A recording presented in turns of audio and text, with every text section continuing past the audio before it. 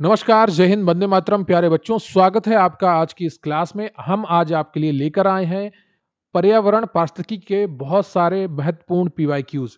अगर आप 10 में से 10 प्रश्न सही करना चाहते हैं तो आज की ये क्लास आपके लिए बहुत ही महत्वपूर्ण है। फिर चाहे आप लेखपाल की परीक्षा देने वाले हों या लोअर पीसीएस की परीक्षा देने वाले हों या अन्य कोई परीक्षा जहां पर आपके पर्यावरण से जुड़े जुड़े हुए प्रश्न देखने को मिलने वाले हैं। तो इन सभी एग्जाम में किस प्रकार के प्रश्न पूछे जा सकते हैं, अभी तक आयोग लगातार किस प्रकार के पैटर्न बनाकर प्रश्न पूछ रहा था, उनको आप जब देखेंगे, उनको जब आप समझेंगे, तो आपकी पूरी तैयारी को एक नया आयाम मिलेगा और बहुत अच्छी तैयारी आपकी हो जाएगी। तो वीडियो को लाइक कर लीजिए, चैनल पर नया है, चैनल को सब्सक्राइब कर लीजिए क्योंकि प्रश्न यहीं से आएगा। पढ़ते रहेंगे आप मेरे साथ तो आपको यकीन आएगा।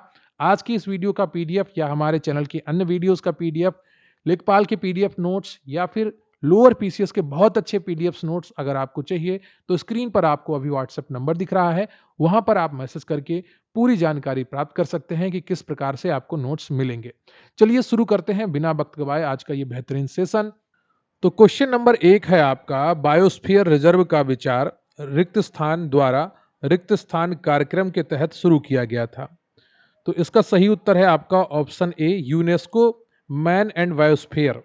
यूनेस्को मानव और जीव मंडल कार्यक्रम के द्वारा शुरू किया गया था। ठीक है, ये यूपीट्रिपलएससी जूनियर असिस्टेंट एग्जाम डेट 2025 में पूछा गया प्रश्न है। बायोस्फीयर रिजर्व का विचार 1973-74 में यूनेस्को द्वारा शुरू किया गया था। इसे मानव और जीव मंडल कार्यक्रम के तहत आरंभ किया गया था। इसका उद्देश्य प्राकृतिक परिस्थितियों में संसाधनों के विकास और जैव विविधता का संरक्षण करना है। अगला प्रश्न है आपका कि जल चक्र के पीछे मुख्य प्रेरक शक्ति कौन सी है। तो इसका सही उत्तर हो जाएगा आपका ऑप्शन डी, सौर विकिरण। जल चक्र के पीछे मुख्य प्रेरक शक्ति सौर विकिरण है। ये स्टेनो पेपर 2025 में पूछा गया प्रश्न है। जल चक्र पृथ्वी पर जल की निरंतर गति और पुनर्चक्रण को दर्शाता है। इस चक्र के पीछे मुख्य प्रेरक शक्ति सूर्य से प्राप्त होने वाला सौर विकिरण है। जल चक्र के 4 प्रमुख चरण होते हैं: बाष्पीकरण, संघनन, वर्षण और संग्रहण। अगला प्रश्न है आपका कि घास के मैदान पारिस्थितिकी तंत्र में पारिस्थितिकी पिरामिड का प्रकार क्या है। ये प्रश्न भी महत्वपूर्ण है और ये भी आपका पीवाईक्यूज है। सही उत्तर है आपका सीधा। फॉरेस्ट गार्ड एग्जाम 2025 में पूछा गया है। घास के मैदान पारिस्थितिकी तंत्र में पारिस्थितिकी पिरामिड हमेशा सीधा बनता है। ठीक है, इसमें सबसे नीचा आधार पर उत्पादक के रूप में बहुत अधिक मात्रा में घास होती है। घास के ऊपर अपेक्षाकृत कम संख्या में शाकाहारी जीव और सबसे ऊपर बहुत कम संख्या में मांसाहारी जीव आते हैं। तो नीचे से घास शुरू होती है, फिर सबसे ऊपर मांसाहारी जीव होते हैं। ठीक है, तो ये सीधा पिरामिड होता है किसका, घास के मैदान पारिस्थितिकी तंत्र में। अगला प्रश्न है आपका कि अमरकंटक बायोस्फीयर रिजर्व कहाँ स्थित है। तो ये स्थित है उपयुक्त में से कोई नहीं। अचनकमार अमरकंटक बायोस्फीयर रिजर्व मुख्य रूप से मध्य प्रदेश और छत्तीसगढ़ राज्यों में स्थित है। इसे 2005 में बायोस्फीयर रिजर्व घोषित किया गया था और ये फॉरेस्ट गार्ड एग्जाम 2025 में पूछा गया है। अगला प्रश्न है आपका कि पारिस्थितिकी तंत्रों में मानवीय मांग का माप क्या है। तो सही उत्तर है आपका ऑप्शन बी, पारिस्थितिकी पदचिह्न, इकोलॉजिकल फुटप्रिंट। ये भी पीवाईक्यू है आपका। पृथ्वी के पारिस्थितिकी तंत्र पर मानवीय मांग का माप पारिस्थितिकी पदचिह्न कहलाता है।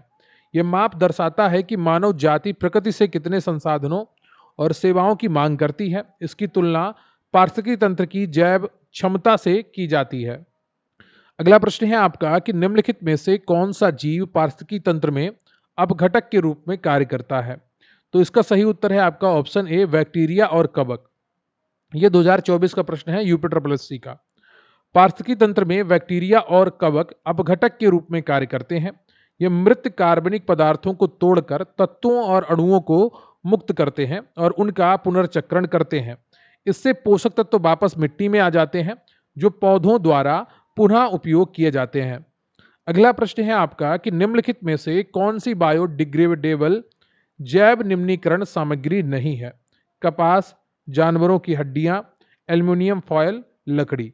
तो इसमें से एक चीज जो कॉमन है, एक चीज जो कॉमन नहीं है, वो है ऑप्शन सी आपका एल्युमिनियम फॉयल। ये लोअर टू एग्जाम 2019 का प्रश्न है। जिन पदार्थों का सूक्ष्म जीवों के माध्यम से रासायनिक विघटन संभव है उन्हें जैव निम्नीकरण बायोडिग्रेडेबल कहते हैं। एल्युमिनियम फॉयल बायोडिग्रेडेबल नहीं है क्योंकि इसका विघटन प्राकृतिक रूप से नहीं होता है। कपास जानवरों की हड्डियां और लकड़ी जैविक पदार्थ हैं, अतः ये बायोडिग्रेडेबल है। अगला प्रश्न है आपका कि पारितंत्र के दो मूल घटक हैं, तो सही उत्तर है आपका ऑप्शन बी, जीवीय और अजीवीय। पारितंत्र की संकल्पना 1935 में एजी टेंसले द्वारा प्रस्तावित की गई थी। टेंसले के अनुसार पारितंत्र के दो मूल घटक होते हैं, अजैविक और जैविक। पारिस्थितिकी के जनक की संज्ञा अर्नेस्ट हैक्ले को प्रदान की गई है, यह ध्यान रखिएगा, यह भी इंपॉर्टेंट प्रश्न है। अगला प्रश्न है आपका कि सर्वप्रथम पारिस्थितिकी तंत्र शब्द का प्रयोग किया गया, तो यह किया गया था एजी टेंसले के द्वारा 1935 में। ठीक है, एजी टेंसले ने अपनी पुस्तक इकोलॉजी 1935 में किया था। पौधे, जीव जंतु एवं भौतिक पर्यावरण को सामूहिक रूप से पारिस्थितिकी तंत्र कहा जाता है। पारिस्थितिकी शब्द का प्रयोग सर्वप्रथम 1866 में अर्नेस्ट हैक्ले ने किया था। अगला प्रश्न है आपका कि किसी विशेष भौगोलिक क्षेत्र में पाए जाने वाले पशु साम्राज्य को कहते हैं, तो क्या कहते हैं, यह आपसे पूछा गया है। फाना कहते हैं। क्या कहते हैं? फाना। अमीन परीक्षा 2016 का प्रश्न है। किसी विशेष भौगोलिक क्षेत्र में पाए जाने वाले पशु साम्राज्य समूह को फाना कहते हैं। किसी विशेष भौगोलिक क्षेत्र में पाए जाने वाले वनस्पतियों के समूह को फ्लोरा कहते हैं। इनमें फफूंदी या एक कोशीय जीव जैसे बैक्टीरिया को शामिल नहीं किया जाता है। अगला प्रश्न है आपका कि निम्नलिखित में से कौन सा अजैविक नहीं है, तो सही उत्तर है आपका कवक। पानी, मृदा और हवा ये अजैविक तत्व हैं, ठीक है, जबकि कवक एक जैविक घटक है। जैविक घटकों के अंतर्गत पर्यावरण में रहने वाले सभी जीव जंतु सम्मिलित हैं। मृदा, आर्द्रता, हवा, प्रकाश एवं ताप जीवित रहने के लिए आवश्यक अजैविक घटक है।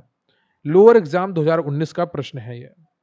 अगला प्रश्न है आपका कि वर्ष रिक्त स्थान के वन संरक्षण अधिनियम के अधिनियमन से भारत में वन रोपण प्रक्रिया में तेजी आई, तो सही उत्तर है आपका 1980। भारत में वन रोपण तथा वनों के संरक्षण में तेजी 25 अक्टूबर 1980 के वन संरक्षण अधिनियम से आई है। इसके तहत वनों की कटाई को नियंत्रित किया जाता है तथा वनीकरण को बढ़ावा दिया जाता है।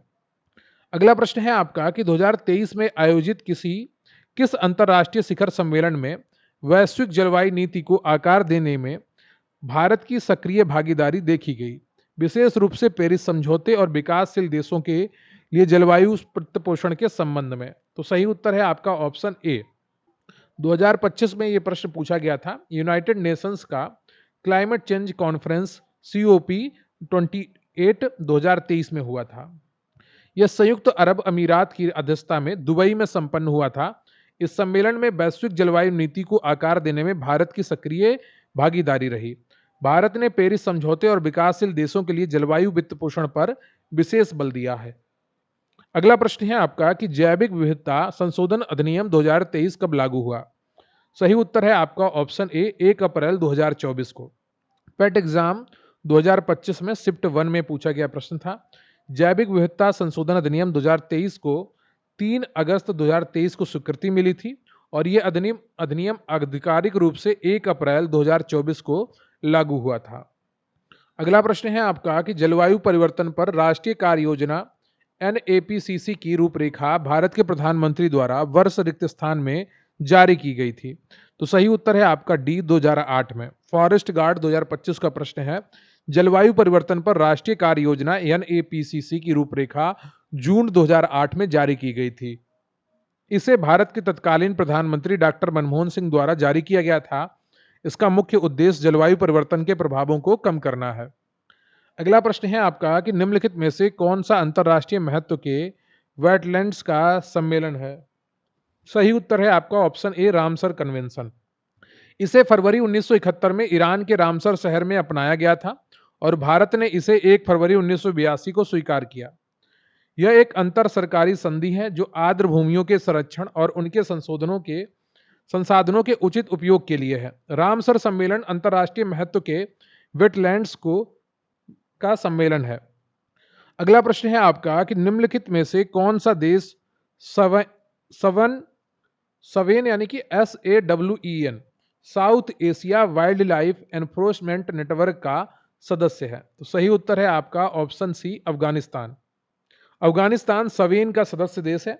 सवेन एक क्षेत्रीय अंतर सरकारी संगठन है जो दक्षिण एशियाई देशों के बीच वन्य जीव संरक्षण और अवैध व्यापार रोकने के लिए स्थापित किया गया है। इसके 8 सदस्य देश हैं: बांग्लादेश, भूटान, भारत, मालदीव, नेपाल, श्रीलंका, अफगानिस्तान और पाकिस्तान। अगला प्रश्न है आपका कि उस आंदोलन की पहचान करें जो वनों के बारे में आम जनता की जागरूकता का जीवंत उदाहरण है। तो सही उत्तर है आपका ऑप्शन डी, चिपको आंदोलन।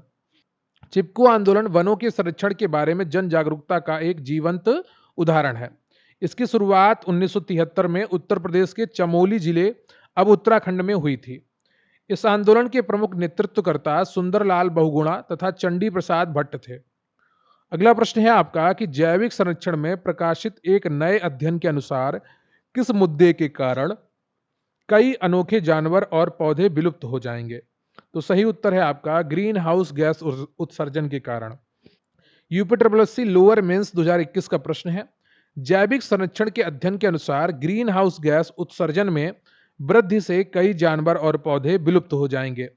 पेरिस समझौते के जलवायु लक्ष्यों के भीतर रहना तापमान वृद्धि को 1.5 डिग्री सेल्सियस से 2 डिग्री सेल्सियस के बीच रोकना अधिकांश प्रजातियों को बचाने में मदद कर सकता है। अगला प्रश्न है आपका कि चिपको आंदोलन संबंधित है? तो यह संबंधित है ए, पादप संरक्षण से। चिपको आंदोलन पूर्ण रूप से पादप पेड़ पौधों के संरक्षण से संबंधित है। इसमें आंदोलनकर्ता पेड़ों से चिपककर उन्हें काटने से बचाते थे। इस आंदोलन की मुख्य विशेषता यह थी कि इसमें स्त्रियों ने भारी संख्या में भाग लिया था। चिपको आंदोलन उत्तराखंड के गढ़वाल हिमालय क्षेत्र में तत्कालीन उत्तर प्रदेश में 1973 में हुआ था और इसके जो नेता थे शुरुआत में वो सुंदरलाल बहुगुणा थे। ठीक है। अगला प्रश्न है आपका कि एक अंतरराष्ट्रीय आंदोलन जिसका उद्देश्य पर्यावरण की समस्या से संबद्ध होकर विश्व को बचाना है वह कौन सा है? तो सही उत्तर है आपका ग्रीन पीस। लोअर 2 2018 का प्रश्न है, ग्रीन पीस पर्यावरण संरक्षण से संबंधित एक अंतरराष्ट्रीय आंदोलन है। इसकी स्थापना वर्ष 1971 में कनाडा के वैंकूवर में की गई थी। इसका वर्तमान अंतरराष्ट्रीय मुख्यालय एम्स्टर्डम, नीदरलैंड में स्थित है। अगला प्रश्न है आपका कि सरिस्का टाइगर रिजर्व किस राज्य में है? तो सही उत्तर है आपका ऑप्शन सी, राजस्थान में। जूनियर असिस्टेंट मेंस 2022 का प्रश्न है और ये पेपर 2025 में हुआ था। सरिस्का टाइगर रिजर्व राजस्थान के अलवर जिले में अरावली पर्वत श्रृंखला में स्थित है। वर्ष 1955 में इसे वन्यजीव अभ्यारण्य तथा 1978-79 में बाघ अभ्यारण्य घोषित किया गया। भारत का सबसे बड़ा टाइगर रिजर्व नागार्जुन सागर, श्रीशैलम, आंध्र प्रदेश में है। अगला प्रश्न है आपका कि निम्नलिखित में से किस देश में दुनिया का सबसे अधिक बाघों का आबादी है? तो सही उत्तर है आपका डी, भारत में। भारत में बाघों की आबादी विश्व के किसी भी देश की तुलना में सर्वाधिक है। प्रोजेक्ट टाइगर की शुरुआत भारत में 1973 में हुई थी, जिससे बाघों की संख्या में वृद्धि हुई। 2024 के आंकड़ों के अनुसार भारत में बाघों की कुल संख्या 3167 जो बढ़कर 3682 हो गई है। अगला प्रश्न है आपका कि ताडोबा अंधारी टाइगर रिजर्व का प्रसिद्ध वन्य जीव गंतव्य है? तो सही उत्तर है आपका महाराष्ट्र। ताडोबा अंधारी टाइगर रिजर्व महाराष्ट्र के चंद्रपुर जिला में स्थित है। यह महाराष्ट्र का सबसे पुराना और सबसे बड़ा राष्ट्रीय उद्यान है। यह भी प्रश्न 2025 में पूछा गया था।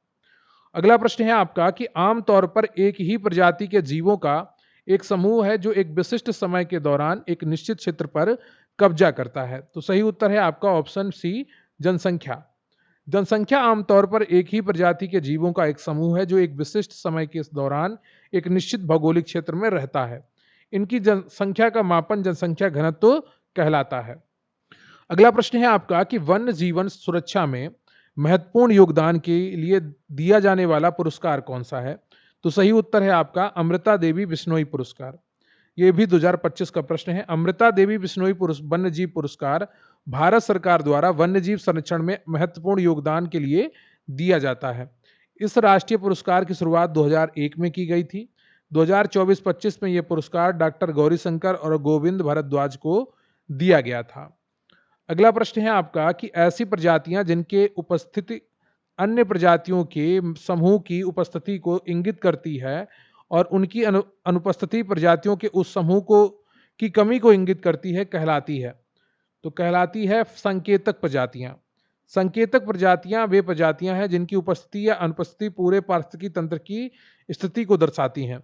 ये पर्यावरण में होने वाले परिवर्तनों जैसे प्रदूषण के प्रति संवेदनशील होते हैं, जैसे कि लाइकेन प्रदूषण संकेतक। अगला प्रश्न है आपका कि वेदांतगल पक्षी अभयारण्य कहाँ स्थित है? तो ये स्थित है तमिलनाडु में। 2025 का प्रश्न है। वेदांतगल पक्षी अभयारण्य भारत के तमिलनाडु राज्य में स्थित है। ये भारत का सबसे पुराना और सबसे छोटा जल पक्षी अभयारण्य है, जिसे 1978 में विकसित किया गया था। अगला प्रश्न है आपका कि पक्के बाघ अभयारण्य कहाँ स्थित है? तो ये स्थित है आपका अरुणाचल प्रदेश में। पक्के बाघ अभयारण्य अरुणाचल प्रदेश के पूर्वी कामेंग जिले में स्थित है। वर्तमान में भारत में कुल 58 बाघ रिजर्व हैं। अगला प्रश्न है आपका कि थट्टेकड़ पक्षी अभयारण्य कहाँ स्थित है?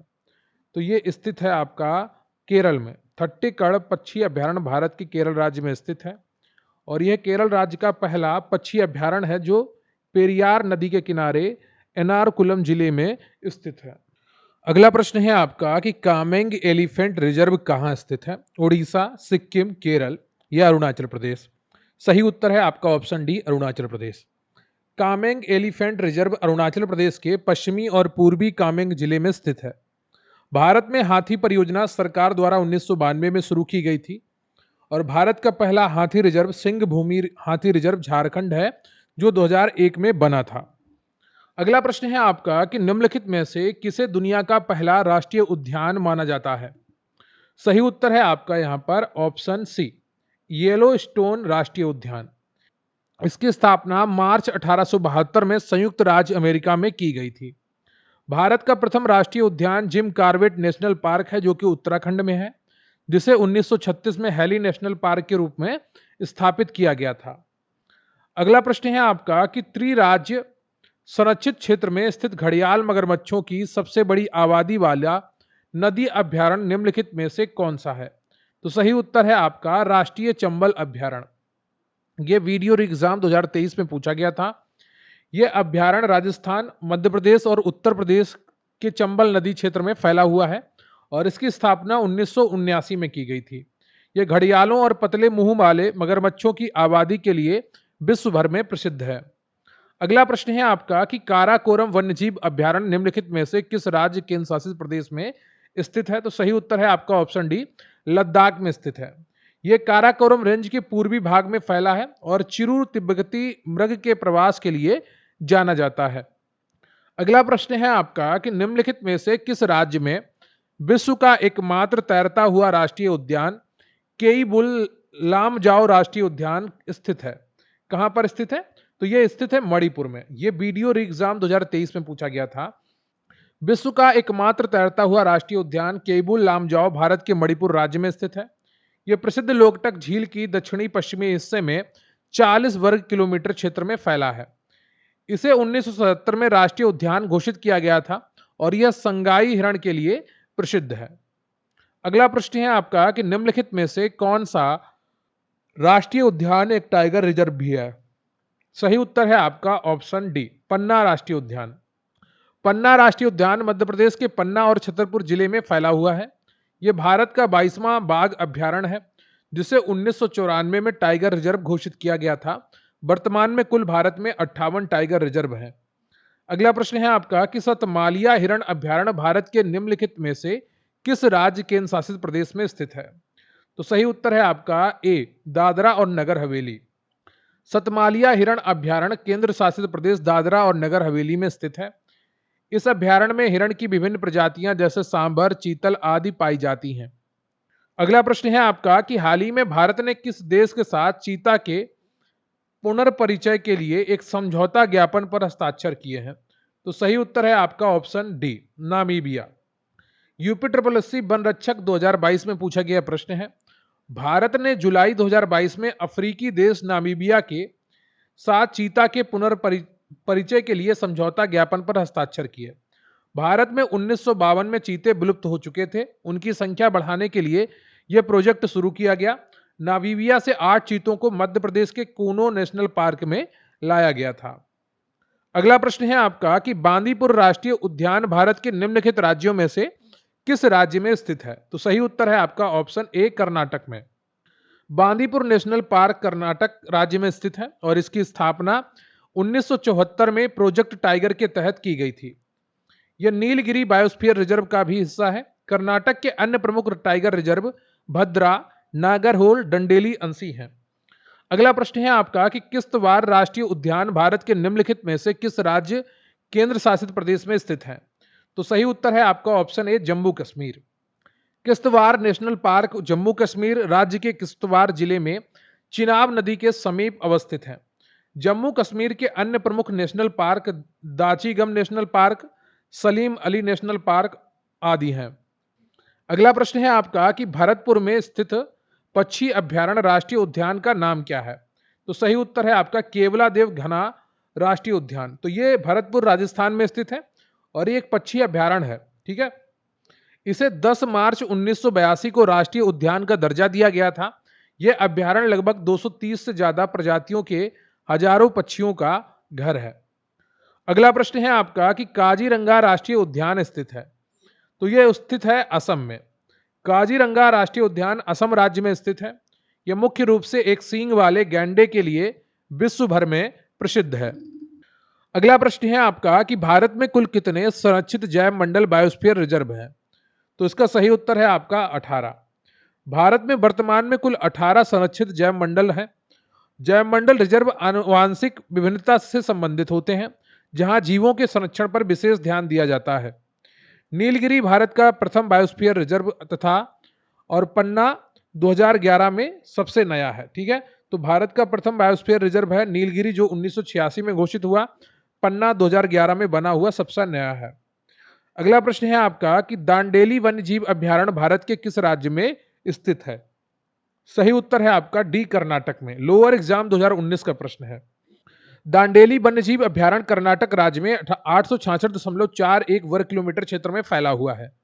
यह अभ्यारण्य पक्षी प्रेमियों का स्वर्ग कहा जाता है, जहां पक्षियों की लगभग 200 प्रजातियां पाई जाती हैं। यहां हार्नबिल, काला पैंथर और किंग कोबरा जैसे जीव भी पाए जाते हैं।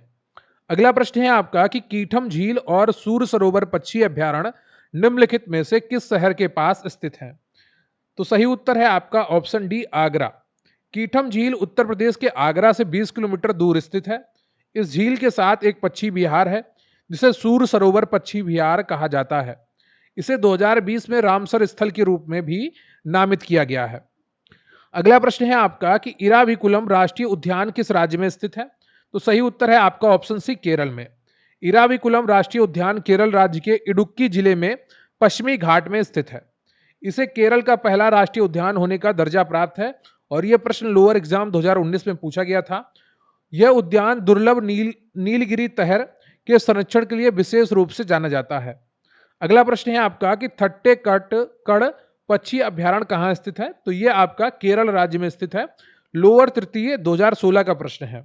थट्टेकड़ पक्षी अभ्यारण्य कोठमंगलम, केरल, एर्नाकुलम जिला में स्थित है। इसकी स्थापना 1983 में प्रसिद्ध पक्षी विज्ञानी डॉक्टर सलीम अली के प्रयासों से की गई थी। इसे भारत के सबसे आकर्षक पक्षी अभ्यारण्यों में गिना जाता है। अगला प्रश्न है आपका कि भद्रा वन्यजीव अभ्यारण्य किस राज्य में स्थित है? तो यह स्थित है कर्नाटक में। भद्रा वन्यजीव अभ्यारण्य भारत के कर्नाटक राज्य के चिकमगलूर जिले में स्थित है। यह अभ्यारण्य मुख्य रूप से बाघों के लिए संरक्षित क्षेत्र टाइगर रिजर्व है। अब हम बात करेंगे अगले प्रश्न की। निम्नलिखित में से कौन सा प्रदूषक केंद्रीय नियंत्रण बोर्ड सीपीसीबी के राष्ट्रीय वायु गुणवत्ता निगरानी कार्यक्रम NAMP के तहत निगरानी के किए जाने वाला मानदंड वायु प्रदूषकों की सूची में शामिल नहीं है? तो सही उत्तर है आपका ऑप्शन डी कणकीय पदार्थ 10 PM10। ठीक है, पार्टिकुलेट मैटर 10। सामान्यतः वायु गुणवत्ता सूचकांक AQI 8 प्रदूषकों पर आधारित होता है। PM2.5, PM10, PB, NH3, SO2, O3, CO और NO2। अगला प्रश्न है आपका कि NCAP राष्ट्रीय स्वच्छ वायु कार्यक्रम के आंकड़ों के अनुसार गोरखपुर शहर उत्तर प्रदेश ने वित्त वर्ष 2019-20 में वार्षिक औसत PM10 सांद्रता 280 माइक्रोग्राम प्रति मीटर क्यूब दर्ज की। वित्त वर्ष 2021-22 में लक्ष्य में कमी 138 माइक्रोग्राम प्रति मीटर क्यूब थी और वास्तविक सांद्रता 142 माइक्रोग्राम प्रति मीटर क्यूब प्राप्त हुई। इसके आधार पर PM10 सांद्रता में इकाई की कमी क्या थी? सही उत्तर है आपका ऑप्शन बी 138 माइक्रोग्राम प्रति घन मीटर। कैसे निकालना है यहां पर यह आपका दिया गया है। ठीक है, अगला प्रश्न है आपका कि अम्लीय वर्षा में अम्लों के का जमाव कितने प्रकार का होता है? सही उत्तर है आपका ऑप्शन ए 2 प्रकार का। अम्लीय वर्षा में अम्लों का जमाव मुख्य रूप से 2 प्रकार का होता है। एक गीला जमाव यानी कि वेट डिपोजिशन और दूसरा होता है सूखा जमाव यानी कि ड्राई डिपोजिशन। गीला जमाव तब होता है जब सल्फ्यूरिक नाइट्रिक अम्ल बारिश, बर्फ या कोहरे के साथ गिरते हैं। सूखा जमाव तब होता है जब एसिड सीधे हवा में मौजूद रहकर सतहों पर जमा हो जाते हैं। अगला प्रश्न है आपका कि वायुमंडल में ग्रीन हाउस गैसें पृथ्वी के अधिकांश उत्सर्जित रिक्त स्थान को अवशोषित करती हैं, जो निचले वायुमंडल को गर्म करती हैं। तो सही उत्तर कौन सा होगा? सही उत्तर है आपका ऑप्शन बी अवरक्त विकिरण। ग्रीन हाउस गैसें पृथ्वी की सतह से उत्सर्जित होने वाले अवरक्त विकिरण को अवशोषित करती हैं। अवरक्त विकिरण अदृश्य तापीय ऊर्जा है जिसे हम गर्मी के रूप में महसूस करते हैं। यही कारण है कि ग्रीन हाउस गैसें निचले वायुमंडल का तापमान बढ़ा देती हैं, जो ग्लोबल वार्मिंग कहलाता है। अगला प्रश्न है आपका कि निम्नलिखित में से कौन वायु प्रदूषक नहीं है? तो सही उत्तर है आपका option B oxygen. Supply inspector 2022 में पूछा गया प्रश्न है। ऑक्सीजन O2 एक जीवनदायी गैस है और यह वायु प्रदूषक नहीं है। सल्फर डाइऑक्साइड, नाइट्रोजन डाइऑक्साइड और कणकीय पदार्थ सभी हानिकारक वायु प्रदूषक हैं। अगला प्रश्न है आपका कि निम्न में से कौन सी किरणें वायुमंडल में उपस्थित ओजोन परत द्वारा अवशोषित होती हैं? तो सही उत्तर है इसका ऑप्शन ए परावैंगनी। समताप मंडल में उपस्थित ओजोन परत सूर्य की हानिकारक परावैंगनी किरणों को अवशोषित करती हैं। ये किरणें त्वचा कैंसर, दृष्टिहीनता जैसी खतरनाक बीमारियों का कारण बन सकती हैं। CFC जैसी गैसें ओजोन परत को नुकसान पहुंचाती हैं और ये जो प्रश्न है लोअर मेंस 2021 में पूछा गया था। अगला प्रश्न है आपका कि निम्नलिखित में से कौन सा विकल्प पानी पीने के पानी का सर्वश्रेष्ठ उदाहरण मापदंड नहीं है? सही उत्तर है आपका एसिडिक पीएच। पीने के पानी का पीएच मान संतुलित होना चाहिए। एसिडिक पीएच यानी कि अम्लीय पानी पीने योग्य नहीं होता है। अच्छा पानी दूषणकारी तत्वों से मुक्त होता है, खनिजों से युक्त होता है और स्वाद में अच्छा होना चाहिए। अगला प्रश्न है आपका कि पीने के पानी में फ्लोराइड की कितनी मात्रा की सिफारिश की जाती है? तो सही उत्तर है आपका ऑप्शन डी 0.7 ppm। सामान्यतः दांतों की सुरक्षा के लिए पीने का पानी में 0.7 ppm फ्लोराइड की सिफारिश की जाती है। भारतीय मानक ब्यूरो BIS के अनुसार पानी में फ्लोराइड की वांछनीय सीमा 1.0 से लेकर 1.5 ppm है, अतः विकल्पों के अनुसार 0.7 ppm सबसे सटीक है। अगला प्रश्न है आपका कि निम्नलिखित में से क्या जलीय निकाय में होने वाले प्रदूषण में योगदान प्रदान नहीं करता है? तो सही उत्तर है आपका option B ozone. Ozone O3 gas जल प्रदूषण का कारण नहीं है। भारी धातुएं जैसे आर्सेनिक, लेड, माइक्रोप्लास्टिक और कृषि कीटनाशक जल को गंभीर रूप से प्रदूषित करते हैं। जल प्रदूषण से हैजा, टाइफाइड और त्वचा कैंसर जैसी बीमारियां होती हैं।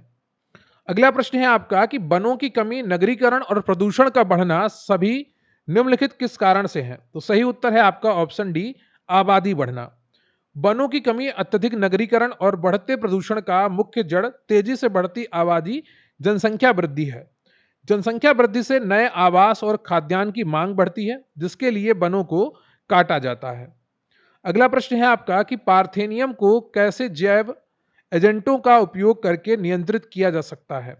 तो सही उत्तर है यहां पर ऑप्शन डी जाइगोग्रामा वाइकोलोराटा। पार्थेनियम यानी कि गाजर घास को जाइगोग्रामा वाइकोलोराटा मैक्सिकन बीटल नामक जैव एजेंट का प्रयोग करके नियंत्रित किया जाता है। गाजर घास एक आयातित खरपतवार है जो मुख्य रूप से परागण एलर्जी का कारण बनती है। अगला प्रश्न है आपका कि निम्न प्रदूषक एजेंटों में से कौन सा एजेंट ओजोन परत में छेद बनाने के लिए जिम्मेदार है? तो सही उत्तर है आपका option B CFC। Junior engineer 2016 का प्रश्न है। ओजोन परत में छिद्र के लिए मुख्य रूप से क्लोरोफ्लोरोकार्बन CFC गैस जिम्मेदार है। सीएफसी रेफ्रिजरेटर, एसी और एरोसोल स्प्रे से निकलती है और समताप मंडल में ओजोन अणुओं को नष्ट करती है। अगला प्रश्न है आपका कि खतरनाक कचरों में पाए जाने वाले दो रासायनिक पदार्थों के प्रत्यक्ष प्रभाव के फलस्वरूप मृत्यु हो सकती है, वे पदार्थ कौन से हैं? तो सही उत्तर है आपका सी, मरकरी और साइनाइड। खतरनाक कचरों में पाए जाने वाले मरकरी यानी कि पारा और साइनाइड अत्यधिक जहरीले होते हैं और इनसे तुरंत मृत्यु हो सकती है। पारा पानी में घुलकर मिथाइल मरकरी बनाता है जो तंत्रिका तंत्र को नष्ट कर देता है। उदाहरण के लिए इससे मिनी माता रोग होता है। अगला प्रश्न है आपका कि निम्नलिखित में से कौन सा विकल्प मीथेन के उत्सर्जन का स्रोत नहीं है? तो सही उत्तर है आपका यहां पर मोटर वाहन। मोटर वाहन मीथेन यानी कि CH4 उत्सर्जन का प्रमुख स्रोत नहीं है, बल्कि यह CO, CO2 और NO2 उत्सर्जित करते हैं। मीथेन मुख्य रूप से धान के खेतों, दलदली भूमि, पशुओं की जुगाली पशुधन और गन्ने के खेतों से जैविक प्रक्रियाओं मिथेनोजेनेसिस द्वारा निकलती है। अगला प्रश्न है आपका कि फ्लाई एश क्या है? तो ये एश के लघु कण होते हैं, यानी कि राख के लघु कण। फ्लाई एश राख के बहुत ही सूक्ष्म कण, लघु कण होते हैं जो ताप विद्युत संयंत्रों, कोयला जलने से निकलते हैं। इनमें सिलिकॉन डाइऑक्साइड, कैल्शियम ऑक्साइड और जहरीली भारी धातुएं होती हैं जो श्वसन रोग उत्पन्न करती हैं। आपके घर के अगर आसपास कोई ताप विद्युत है तो वहां पर आप देखते होंगे कोयले से जो चलता है, आसपास राख पड़ी रहती है। जैसे कानपुर में है तो न्यूज में आया था, जब कानपुर का जो अभी दोबारा शुरू हुआ है पनकी में कोयला आधारित ताप विद्युत केंद्र, तो आसपास के घरों के बहुत ज्यादा राख जाके गिर गई थी। तो ये राख वही फ्लाई एश कहलाती है। अगला प्रश्न है आपका कि ताजमहल को किसके प्रभाव का खतरा है? तो इसको SO2 का खतरा है, ठीक है, सल्फर डाइऑक्साइड का। मथुरा रिफाइनरी और कारखानों से निकलने वाली SO2 अम्लीय वर्षा सल्फ्यूरिक एसिड के रूप में गिरकर पत्थर का क्षरण कर रही है, जिसे स्टोन कैंसर के नाम से भी जानते हैं। अगला प्रश्न है आपका कि कोलीफॉर्म जीवाणुओं की संख्या निम्नलिखित में से किसके बारे में एक अनुमान प्रदान करती है? तो सही उत्तर है आपका ऑप्शन सी, नदी के जल में सूक्ष्म जीव संदूषण के। क्लोरोफॉर्म बैक्टीरिया की उच्च संख्या नदी के जल में मलमूत्र और गंदे जल द्वारा सूक्ष्मजीवी प्रदूषण का सीधा संकेत देती है। कोलीफॉर्म है, ठीक है, क्लोरोफॉर्म नहीं, कोलीफॉर्म है, ध्यान रखिएगा, ठीक है। ये जीवाणु मुख्यतः पशुओं, मनुष्यों की आंतों और गंदे जल में पाया जाता है। अगला प्रश्न है आपका कि भूक्षरण किसके द्वारा रोका जा सकता है? तो सही उत्तर है आपका वनारोपण के द्वारा। भूक्षरण या मृदा अपरदन को रोकने का सबसे प्रभावी तरीका वनारोपण, पेड़ लगाना है। पेड़ की जड़ें मिट्टी के कणों को मजबूती से बांध कर रखती हैं, जिससे वे हवा या पानी से बहते नहीं हैं। अगला प्रश्न है आपका कि निम्नलिखित में से कौन सी गैसें ग्रीन हाउस प्रभाव में महत्वपूर्ण योगदान नहीं देती हैं? तो सही उत्तर है आपका option C, oxygen. Oxygen O2 gas greenhouse प्रभाव में कोई भी योगदान नहीं देती है। Carbon dioxide CO2, methane CH4 और नाइट्रस ऑक्साइड प्रमुख ग्रीन हाउस गैसें हैं जो तापमान बढ़ाती हैं। अगला प्रश्न है आपका कि हरित गृह प्रभाव के लिए मुख्य रूप से जिम्मेदार गैस कौन है? ये आपका कार्बन डाइऑक्साइड है, ठीक है। कौन सी है? कार्बन डाइऑक्साइड, ए ऑप्शन आपका सही है। हरित गृह प्रभाव के लिए सर्वाधिक जिम्मेदार गैस कार्बन डाइऑक्साइड CO2 है। ये पृथ्वी से टकराकर लौटने वाली उष्मा अवरक्त विकिरण को सोख लेती है और पृथ्वी को गर्म रखती है। यह भी UPSSC का PYQ है, 2025 में पूछा गया था। अगला प्रश्न है आपका कि कौन सा स्टील उन प्रक्रियाओं के माध्यम से उत्पादित किया जाता है जो कार्बन डाइऑक्साइड का उत्सर्जन नहीं करते हैं? अनिवार्य रूप से स्टील उत्पादन में हाइड्रोजन को अपचायक, ऑक्सीजन को हटाने वाला के रूप में उपयोग करना है। तो सही उत्तर है आपका ऑप्शन ए, ग्रीन स्टील। ग्रीन स्टील का निर्माण जीवाश्म ईंधनों जैसे कोयले के बिना किया जाता है। इसमें कार्बन की जगह हाइड्रोजन का अपचायक के रूप में प्रयोग किया जाता है, जिससे CO2 का उत्सर्जन लगभग शून्य हो जाता है। अगला प्रश्न है आपका कि ग्लोबल वार्मिंग का अपेक्षित परिणाम क्या है? सही उत्तर है आपका ऑप्शन ए, ये सभी। ग्लोबल वार्मिंग भूमंडलीय उष्मीकरण के कारण ध्रुवों की बर्फ पिघलती है, जिससे समुद्र तल स्तर बढ़ता है। इससे तटीय रेखाएं जलमग्न होती हैं और जलवायु परिवर्तन से फसल का पैटर्न भी बुरी तरह से प्रभावित होता है। अगला प्रश्न है आपका कि निम्नलिखित में से कौन सी ग्रीन हाउस गैसें हैं?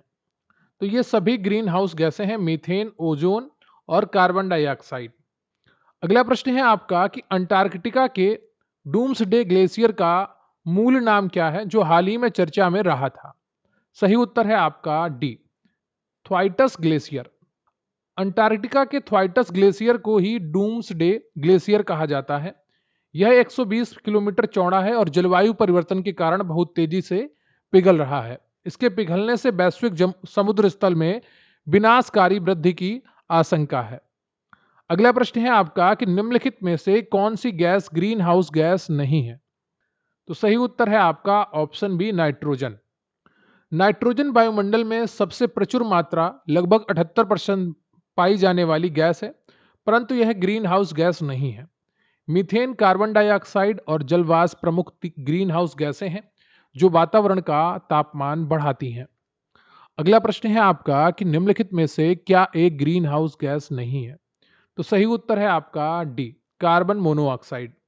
कार्बन मोनोऑक्साइड एक अत्यंत जहरीली प्रदूषक गैस है, लेकिन यह ग्रीन हाउस गैस की श्रेणी में नहीं आती है। ग्रीन हाउस गैसों में जलवाष्प, नाइट्रस ऑक्साइड और ओजोन ग्रीन हाउस गैसें हैं।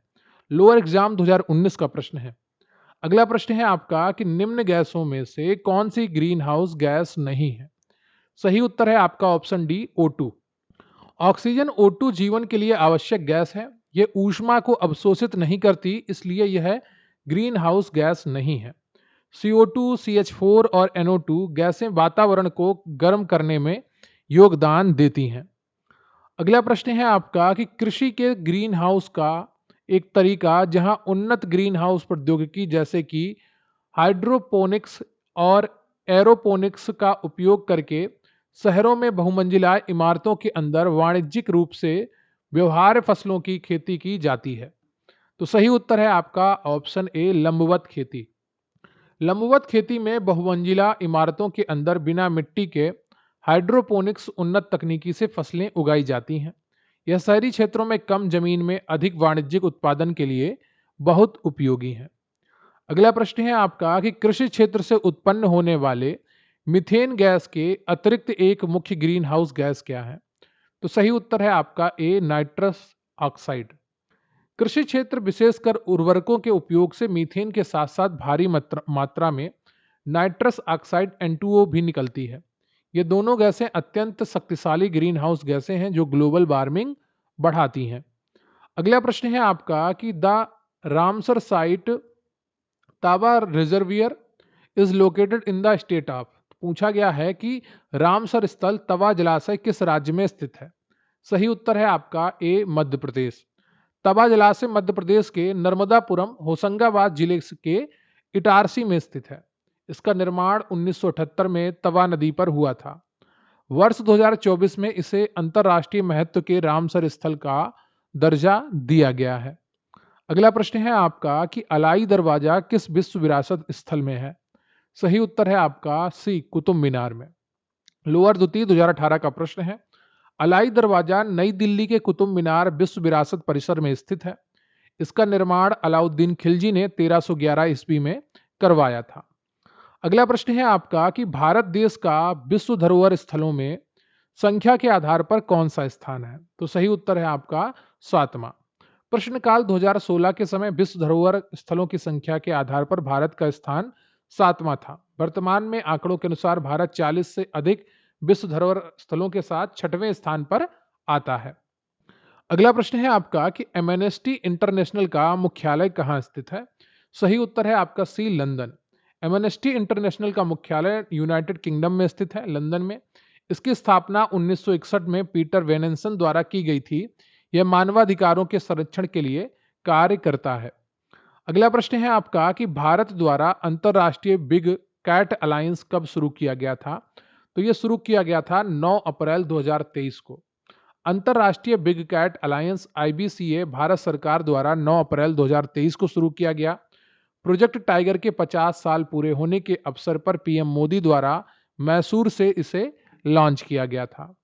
अगला प्रश्न है आपका कि गुजरात प्रदूषण नियंत्रण बोर्ड GPCB ने रिक्त स्थान शहर में वर्ष में कण पदार्थ उत्सर्जन के व्यापार के लिए दुनिया का पहला बाजार शुरू किया? तो सही उत्तर है आपका ऑप्शन ए, सूरत 2019। गुजरात प्रदूषण नियंत्रण बोर्ड ने वायु प्रदूषण कम करने के लिए दुनिया का पहला particulate matter emission trading system शुरू किया। यह 2019 में सूरत शहर में प्रारंभ किया गया था। अगला प्रश्न है आपका कि अभियान E8 निम्नलिखित में से किससे संबंधित है? तो यह संबंधित है हाथियों से। अभियान E8 के संरक्षण से संबंधित है। किसके? हाथी संरक्षण से संबंधित है। इसे हाथी 8 मिशन भी कहा जाता है, एलिफेंट 8। यह 2011 में शुरू हुआ था, जिसमें 8 देश भारत, थाईलैंड, केन्या आदि शामिल थे। अगला प्रश्न है आपका कि राष्ट्रीय सौर ऊर्जा संस्थान का मुख्यालय कहाँ स्थित है? तो सही उत्तर है आपका गुरुग्राम में है। इसकी स्थापना 2013 में की गई थी। ये भारत में सौर ऊर्जा के अनुसंधान और विकास का मुख्य केंद्र है। राष्ट्रीय सौर ऊर्जा संस्थान का मुख्यालय हरियाणा के गुड़गांव में स्थित है। अगला प्रश्न है आपका कि भारत में FRI फॉरेस्ट रिसर्च इंस्टीट्यूट कहाँ है? तो ये स्थित है देहरादून में। भारत में वन अनुसंधान देहरादून उत्तराखंड में स्थित है। इसकी स्थापना ब्रिटिश काल के दौरान वर्ष 1906 में की गई थी। अगला प्रश्न है आपका कि शहरी केंद्रों जैसे ग्रीन बेल्ट, पार्क, सड़क किनारे के रास्ते में और उसके आसपास सार्वजनिक और निजी स्वामित्व वाली भूमि पर पेड़ों का पालन और प्रबंधन क्या कहलाता है? तो इसका सही उत्तर हो जाएगा आपका ऑप्शन बी, शहरी बानिकी कहलाता है। फॉरेस्ट गार्ड 2025 का प्रश्न है। इसके मुख्य उद्देश्य शहरों में हरियाली बढ़ाना और प्रदूषण को नियंत्रित करना है। अगला प्रश्न है आपका कि अखिल भारतीय बाघ आकलन प्रयास प्रत्येक कितने वर्षों पर बार में एक बार किया जाता है? तो कितने वर्षों में एक बार किया जाता है, यह आपसे पूछा गया। सही उत्तर है आपका 4 वर्षों में। भारत में बाघों की जनगणना या गणना प्रत्येक 4 वर्षों में एक बार आयोजित की जाती है। यह कार्य राष्ट्रीय बाघ संरक्षण प्राधिकरण और वन्य जीव संस्थान द्वारा किया जाता है। अगला प्रश्न है आपका कि न्यूमेटोफोर निम्नलिखित में से किससे संबंधित है? तो यह संबंधित है मैंग्रोव से। न्यूमेटोफोर मैंग्रोव और दलदली पौधों में पाई जाने वाली विशेष श्वसन जड़ें हैं। ये जड़ें ऑक्सीजन प्राप्त करने के लिए मिट्टी पानी से ऊपर की ओर निकलती हैं। अगला प्रश्न है आपका कि जलवायु परिवर्तन पर घरेलू अनुसंधान को बढ़ावा देने और देश की जलवायु परिवर्तन विशेषज्ञता का निर्माण करने के प्रयास में जलवायु परिवर्तन आकलन संबंधी भारतीय नेटवर्क किस वर्ष शुरू किया गया था? तो सही उत्तर है आपका ऑप्शन बी, 2009। जलवायु परिवर्तन आकलन संबंधी भारतीय नेटवर्क की शुरुआत अक्टूबर 2009 में हुई थी। इसका उद्देश्य जलवायु परिवर्तन पर स्वदेशी अनुसंधान को बढ़ावा देना और नीतियों का निर्माण करना है। अगला प्रश्न है आपका कि शीतोष्ण क्षेत्रों में जहां बर्फबारी आम होती है, वहां मिट्टी के साथ पौधे को उसकी सामान्य स्थिति से ऊपर उठाने के कारण पौधों को होने वाली चोट को क्या कहा जाता है? तो इसे हीविंग कहा जाता है। क्या कहा जाता है? हीविंग। इससे जड़ों की को गंभीर चोटें लगती हैं और पौधा मृत हो सकता है। अगला प्रश्न है आपका कि रिक्त स्थान एक जीव है जो कार्बनिक सबस्ट्रेट से हाइड्रोजन या इलेक्ट्रॉन प्राप्त करता है। तो सही उत्तर है आपका आर्गेनोट्रोफ। आर्गेनोट्रोफ ऐसे जीव होते हैं जो कार्बनिक पदार्थों से हाइड्रोजन या इलेक्ट्रॉन प्राप्त करते हैं। वे अपनी श्वसन प्रक्रियाओं के लिए इसी ऊर्जा का उपयोग करते हैं। अगला प्रश्न है आपका कि क्योटो प्रोटोकॉल कब लागू हुआ? तो ये लागू हुआ था 2005 में। क्योटो प्रोटोकॉल को दिसंबर 1997 में जापान में अपनाया गया था। यह आधिकारिक तौर पर 16 फरवरी 2005 से लागू हुआ। इसका मुख्य उद्देश्य विकसित देशों द्वारा ग्रीन हाउस गैसों के उत्सर्जन को कम करना है। अगला प्रश्न है आपका कि ऑक्सीजन की अनुपस्थिति में दहन की प्रक्रिया या ऑक्सीजन के नियंत्रण वातावरण में जलाई गई सामग्री निम्नलिखित में से किससे संबंधित है? तो यह संबंधित है पायरोलिसिस से। ऑक्सीजन की अनुपस्थिति या नियंत्रित वातावरण में कार्बनिक पदार्थों को उच्च तापमान पर जलाने की प्रक्रिया पायरोलिसिस कहलाती है। यह एक थर्मोकेमिकल अपघटन प्रक्रिया है जिससे बायोचार आदि का निर्माण होता है। अगला प्रश्न है आपका कि जैव विविधता के संरक्षण और इसके लाभों के सतत उपयोग के लिए उचित उपाय करने के लिए वर्ष 1992 में आयोजित ऐतिहासिक जैव विविधता सम्मेलन, जिसे पृथ्वी शिखर सम्मेलन के नाम से जाना जाता है, कहाँ आयोजित किया गया था? तो ये आयोजित किया गया था रियो डी जेनेरियो, ब्राजील में। वर्ष 1992 का पृथ्वी शिखर सम्मेलन रियो डी जेनेरियो ब्राजील में आयोजित किया गया था। इसी ऐतिहासिक सम्मेलन में एजेंडा 21 को अपनाया गया और पर्यावरण संरक्षण पर वैश्विक सहमति बनी थी। अगला प्रश्न है आपका कि बायोडायवर्सिटी फाइनेंस इनिशिएटिव किसके साथ सहयोग में है? तो सही उत्तर है इसका option A, United Nations development program UNDP. Biodiversity finance initiative संयुक्त राष्ट्र विकास कार्यक्रम के सहयोग से काम करता है। यूएनडीपी ने ही जैव विविधता संरक्षण के वित्त पोषण के लिए वर्ष 2012 में इस पहल की शुरुआत की थी। अगला प्रश्न है आपका कि भारतीय हाथी को रिक्त स्थान कहते हैं? सही उत्तर है आपका डी, एलिफस मैक्सिमस सब स्पी इंडेक्स इंडिक्स। ठीक है, भारतीय हाथी का वैज्ञानिक नाम एलिफस मैक्सिमस सब स्पी इंडेक्स है। यह एशियाई हाथी की एक उप प्रजाति है। अगला प्रश्न है आपका कि निम्नलिखित में से कौन सा शहर संयुक्त राष्ट्र अधिदेशित एसडीजी सतत विकास लक्ष्यों के स्थानीकरण को अपनाने वाला पहला भारतीय शहर है? प्रश्न एक बार सुनिए, निम्नलिखित में से कौन सा शहर संयुक्त राष्ट्र अधिदेशित एसडीजी सतत विकास लक्ष्यों के स्थानीयकरण को अपनाने वाला पहला भारतीय शहर है? तो सही उत्तर है आपका भोपाल। मध्य प्रदेश का भोपाल शहर सतत विकास लक्ष्यों को स्थानीयकरण को अपनाने वाला पहला भारतीय शहर बन गया है। यह शहर अब एसडीजी की प्राप्ति की दिशा में स्थानीय स्तर पर प्रगति की निगरानी करता है। अगला प्रश्न है आपका कि निम्नलिखित में से कौन सा पर्यावरणीय मुद्दों से संबंधित मामलों के शीघ्र निपटान पर ध्यान केंद्रित करता है? सही उत्तर है आपका ऑप्शन डी, राष्ट्रीय हरित अधिकरण। राष्ट्रीय हरित अधिकरण एनजीटी पर्यावरणीय मुद्दों पर मुकदमों के शीघ्र निपटान के लिए स्थापित एक विशेष संस्था है। इसकी स्थापना 2010 में की गई थी। अगला प्रश्न है आपका कि मॉन्ट्रियल प्रोटोकॉल निम्नलिखित में से किससे संबंधित है? तो यह संबंधित है ओजोन परत अवक्षय से। मॉन्ट्रियल कंट्रोल ओजोन परत को क्षीण करने वाले पदार्थों सीएफसी आदि को रोकने के लिए 1987 का एक अंतर्राष्ट्रीय संधि है। इस संधि की याद में प्रतिवर्ष 16 सितंबर को विश्व ओजोन दिवस मनाया जाता है। अगला प्रश्न है आपका कि भारत सरकार ने 2030 तक ऊर्जा मिश्रण में रिक्त स्थान की हिस्सेदारी 15% तक बढ़ाने का लक्ष्य रखा है। तो सही उत्तर है आपका प्राकृतिक गैस ऊर्जा की हिस्सेदारी।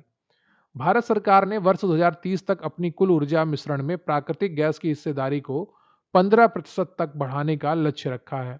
वर्तमान में यह हिस्सेदारी लगभग 6 से 7% है। यह स्वच्छ ऊर्जा की दिशा में एक बड़ा कदम है। अगला प्रश्न है आपका कि जुलाई 2022 में कॉफी बोर्ड ने काफी फसलों की जलवायु प्रतिरोधी किस्मों को विकसित करने के लिए किसके साथ एक समझौता ज्ञापन पर हस्ताक्षर किए हैं? तो सही उत्तर है आपका ऑप्शन बी, इसरो। जुलाई 2022 में भारतीय कॉफी बोर्ड ने इसरो के साथ जलवायु प्रतिरोधी किस्मों के विकास के लिए समझौता किया। कॉफी बोर्ड भारत सरकार के वाणिज्यिक मंत्रालयों के अधीन काम करता है और इसका मुख्यालय बेंगलुरु में है। अगला प्रश्न है आपका कि यूएनएफसीसीसी का अर्थ निम्नलिखित में से क्या है? तो सही उत्तर है आपका बी, United Nations framework convention on climate change. UNFCC का पूर्ण रूप United Nations framework convention on climate change है। इसका गठन 1992 में ब्राजील के रियो डी जेनेरियो में पृथ्वी सम्मेलन के दौरान हुआ था। इसका मुख्यालय बार्न, जर्मनी में स्थित है। अगला प्रश्न है आपका कि पर्यावरण, वन एवं जलवायु परिवर्तन मंत्रालय ने अक्टूबर 2019 में भारत में इनमें से किस दुर्लभ और लुप्त प्राय प्रजाति की संख्या की गणना करने का पहला राष्ट्रीय प्रोटोकॉल आरंभ किया था? तो सही उत्तर है आपका हिम तेंदुआ। अगला प्रश्न है आपका कि निम्नलिखित में से किसके परिणाम स्वरूप पानी की गुणवत्ता में गिरावट आई है? तो सही उत्तर है आपका गंदे पानी का सही से निपटान न करना। गंदे और प्रदूषित पानी का सही से निपटान न करना सीधे तौर पर पानी की गुणवत्ता में गिरावट का सबसे बड़ा कारण है। अपशिष्ट और रसायनों का जल स्रोतों में मिलना नदियों और भूजल को जहरीला बना देता है। अगला प्रश्न है आपका कि भारत में ऐसा कौन सा पहला और एकमात्र राज्य है जहां छत पर बरसात के पानी के संग्रहण ढांचों का निर्माण सभी घरों के लिए अनिवार्य है? तो सही उत्तर है आपका तमिलनाडु। तमिलनाडु भारत का पहला ऐसा राज्य है जिसने भूजल बचाने के लिए सभी घरों की छतों पर वर्षा जल संचयन को अनिवार्य बना दिया है। इस नीति से चेन्नई जैसे क्षेत्रों में भूजल स्तर में भारी सुधार देखा गया है। अगला प्रश्न है आपका कि हाल ही में उत्तर प्रदेश राज्य का नाम Guinness book world of world record में मुख्यमंत्री अखिलेश यादव द्वारा चलाए गए किस अभियान के लिए दर्ज किया गया है? तो सही उत्तर है आपका क्लीन यूपी ग्रीन यूपी। ग्राम पंचायत अधिकारी 2016 का प्रश्न है। 7 नवंबर 2015 को एक ही दिन में 10 लाख से अधिक वृक्ष लगाए गए थे। अगला प्रश्न है आपका कि नगर पालिका के कूड़े कचरे एक बड़े फर्नेस में जलाए जाते हैं। इस फर्नेस को क्या कहा जाता है? तो सही उत्तर है आपका इंसिनरेटर। नगर पालिका के ठोस अपशिष्ट कूड़े कचरे के उच्च तापमान पर जलाने वाली भट्टी को इंसिनरेटर कहा जाता है। यह कचरा निपटान की एक तकनीकी है जिससे कचरा का आयतन बहुत कम हो जाता है। अगला प्रश्न है आपका कि ग्लोबल फुटप्रिंट नेटवर्क की स्थापना किस वर्ष हुई थी? तो सही उत्तर है आपका 2003 में। ग्लोबल फुटप्रिंट नेटवर्क की स्थापना वर्ष 2003 में एक स्वतंत्र थिंक टैंक के रूप में की गई थी। इसका मुख्यालय ऑकलैंड कैलिफोर्निया में है और यह स्थिरता और पर्यावरणीय पदचिह्न मापने के उपकरण विकसित करता है। अगला प्रश्न है आपका 110वां नंबर कि मार्च 2018 तक उपलब्ध जानकारी के अनुसार किस राज्य में नवीनीकरण स्रोतों का उपयोग करके 12.3 गीगावाट कुल बिजली उत्पादन करने की क्षमता है? तो सही उत्तर है आपका ऑप्शन बी कर्नाटक। कर्नाटक राज्य की नवीकरणीय ऊर्जा उत्पादन क्षमता 12.3 GW है, जो उसकी कुल विद्युत उत्पादन का 27% है। स्वच्छ ऊर्जा के उत्पादन की दृष्टि से कर्नाटक भारत का एक अग्रणी राज्य है। तो ये आपके 110 प्रश्न कंप्लीट होते हैं जो पर्यावरण और पारिस्थितिकी से संबंधित है, इन्वायरमेंट इकोलॉजी। वीडियो को लाइक कर लीजिएगा, चैनल पर नए हैं चैनल को सब्सक्राइब कर लीजिएगा, अपने दोस्तों के साथ वीडियो शेयर करिएगा और कमेंट करके बताइएगा कि आज के ये 110 जो PYQs किए हैं आपने वो कैसे लगे आपको। ज़्यादातर प्रश्न आपके UPSSC द्वारा पूछे गए हैं और बहुत अच्छे प्रश्न हैं। तो आज आपको अंदाजा लग गया होगा कि UPSSC किस तरीके के प्रश्न पूछता है। ये क्लास बहुत महत्वपूर्ण थी।